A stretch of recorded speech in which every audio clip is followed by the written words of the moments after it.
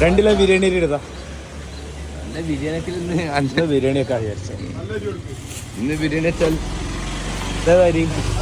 UTC എന്തൊക്കെ പെടുത്ത് അണ്ടിപ്പരിപ്പ് മുന്തിരി ഏലക്ക പട്ട ഇതൊക്കെ കൂട്ടിലെ പാക്കറ്റ് ക്യാരറ്റ് കുറച്ച് ഇത് രണ്ടിലരിക്കുള്ള ഒരു രീതിക്ക് വെച്ചോ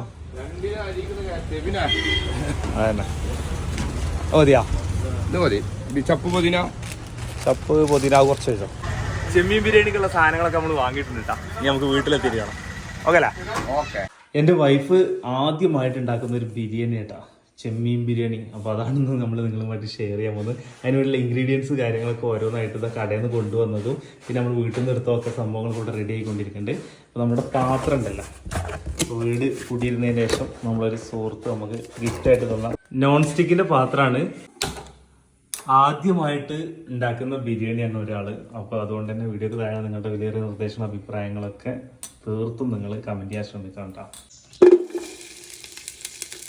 ഡാൽഡയാണ് നമ്മളിപ്പോൾ ആഡ് ചെയ്തത് ആദ്യം തന്നെ ഇതിനകത്ത് അണ്ടിപ്പരിപ്പും മുന്തിരിയൊക്കെ ഉണ്ടല്ലോ അതൊക്കെ ഒന്നും കണ്ട് വറുത്തെടുക്കുകയാണ്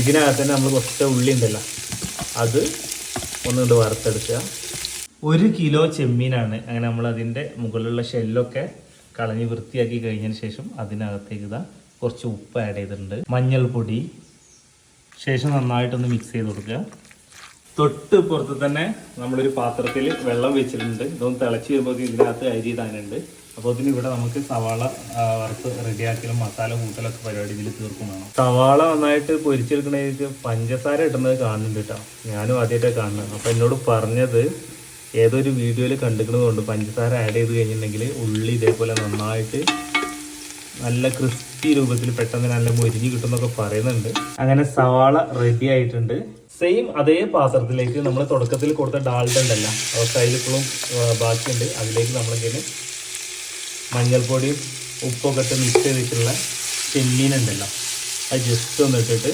ഒന്ന് ചെറുതായിട്ടൊന്നും ഇങ്ങോട്ട് സെറ്റാക്കി എടുക്കാം കേട്ടോ അരി ഇടാൻ വെച്ചുള്ള പാത്രത്തിലെ വെള്ളം ചെറുതായിട്ട് ഇങ്ങനെ കുമിളകൾ വന്ന് തുടങ്ങിയിട്ടുണ്ട് തിളക്കാനായിട്ടുണ്ട് അപ്പോൾ അതിന് മുമ്പായിട്ട് നമ്മൾ ഏകദേശം ഒരു 1.5 സ്പൂണ് ഉപ്പിട്ട് കൊടുത്തിട്ടുണ്ട് പിന്നെ നമ്മൾ വെച്ചിട്ടുള്ള ചെമ്മീനുണ്ടല്ലോ ഒന്ന് ഇളക്കി കൊടുക്കുക ക്യാരറ്റ് ഇതൊക്കെ വലിയ ധാരണയോട് കൂടിയിട്ടാണ് ചെയ്യുന്നത് കറാമ്പൂര് ഏലക്ക അങ്ങനെ കുറച്ച് സാധനങ്ങളൊക്കെ ആഡ് ചെയ്തിട്ടുണ്ട് നമ്മുടെ ചെമ്മീൻ ഇതവിടെ ഇപ്പോഴും ഒന്നുകൂടെ മൂത്ത് കിട്ടിയിട്ടില്ല കേട്ടോ ചെറിയൊരു മൂപ്പിൽ അങ്ങനെ നമ്മുടെ ചെമ്മീൻ ഇതാ കോരി എടുത്തിട്ടുണ്ട്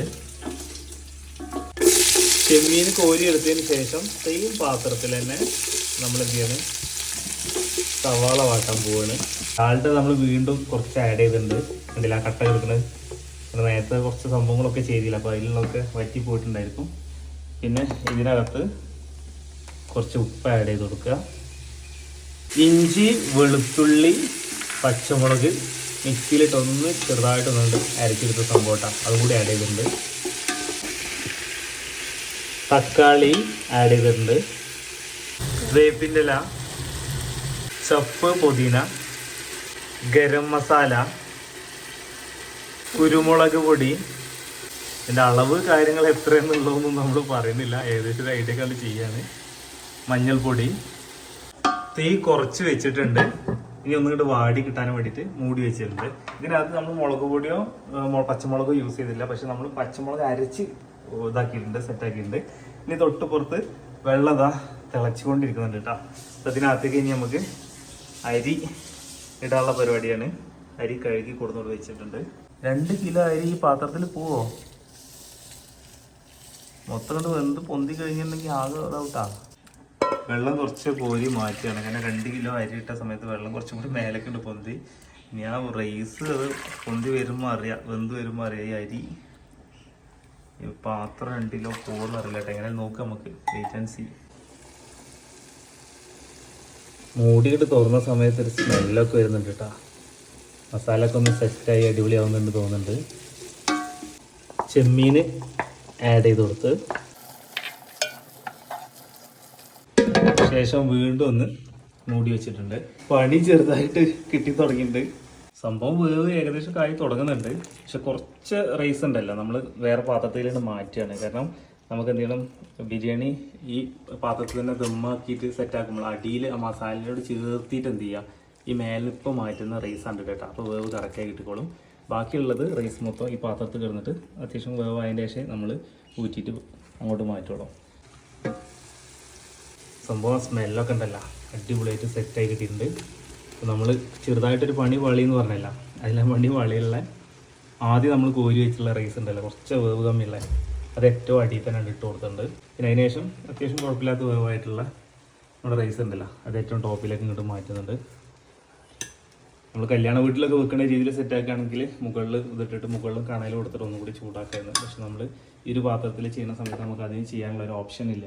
6 kg ഏറ്റവും ടോപ്പിൽ കുറച്ചൊന്ന് ശകരം ഒന്ന് ഒഴിച്ചു കൊടുത്തിട്ടുണ്ട്.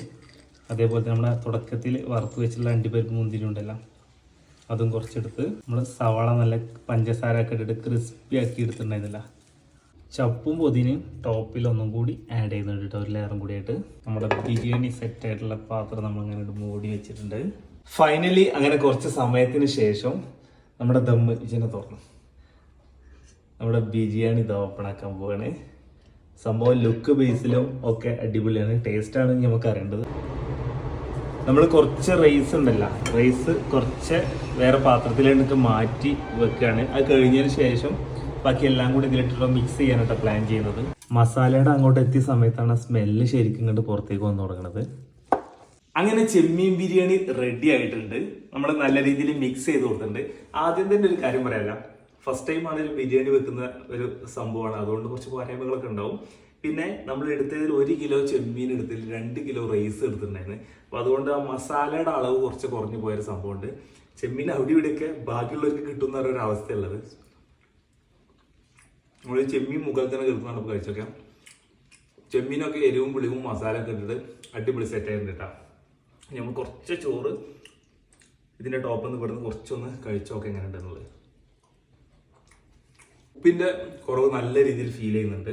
എരിവാണെങ്കിൽ പാകത്തിനുള്ള കുട്ടികൾക്കൊക്കെ കഴിക്കാൻ പറ്റും. ബാക്കി എല്ലാ കാര്യത്തിലും സംഭവം ഉഷാറായിട്ടുണ്ട്, അടിപൊളിയായിട്ടുണ്ട് കേട്ടോ. ഫസ്റ്റ് അറ്റംപ്റ്റ് തന്നെ നല്ല രീതിയിൽ ഉഷാറായിട്ട് കോൾ ചെയ്തിട്ടുണ്ട് കേട്ടോ, ഉഷാറാക്കിയിട്ടുണ്ട്. അപ്പോൾ ഇന്നത്തെ വീഡിയോ കുറിച്ചുള്ള നിങ്ങളുടെ വലിയൊരു നിർദ്ദേശങ്ങളും അഭിപ്രായങ്ങളൊക്കെ വീഡിയോ താഴെ കമൻറ്റ് ചെയ്യാൻ ശ്രമിക്കുക. കൂടുതൽ കാഴ്ചകളും വിശേഷങ്ങളൊക്കെ ആയിട്ട് മറ്റു വീഡിയോയിൽ കാണാം. ബൈ.